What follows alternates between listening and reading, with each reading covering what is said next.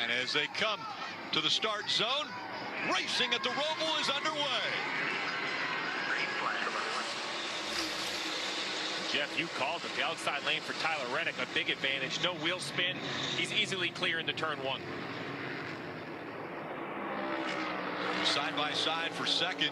Bubba Wallace trying to come up there and challenge the 20 of Christopher Bell, but it's Bell that has moved out to that second spot, and now Bubba Wallace on the inside trying to get third and secure that position. Daniel Suarez fighting him for the spot. You can see how tight this racetrack is. It's actually an elevation change. They're actually going downhill right now, approaching this corner, a heavy left-hander. This is what will put them on Nascar turn one, the oval. And it is a very difficult racetrack. You see Ty Gibbs already trying to get underneath Joey Logano.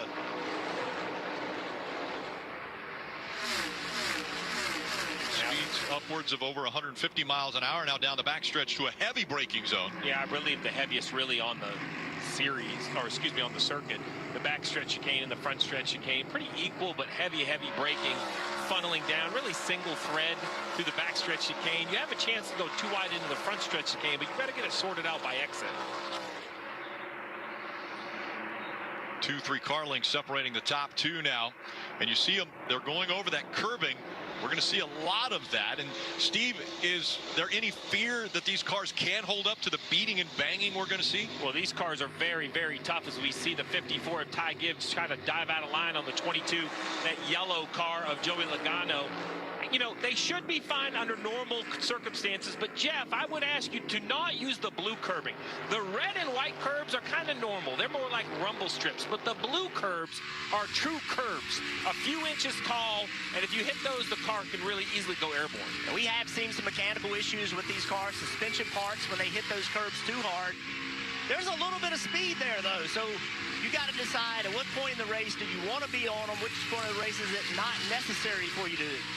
Great shot from the Celsius onboard of A.J. Allmendinger right down there on the front bumper. Kind of interesting. I don't know if I was seeing some drops on this camera from the car in front, or if it was maybe a little bit of fuel out of the fuel filler. You know, they're completely full to start the race. See how tight that rear chicane is. We'll see a lot of overtaking attempts just like this, but it is narrow through there. If you're going to go side by side, it requires a tremendous amount of respect. Not conceded. I think that 19, the orange and black car of Martin Truex Jr. thought that would be conceded by the white car of Austin Dillon. It wasn't. It was side by side, and now side by side, the 48, the Ally.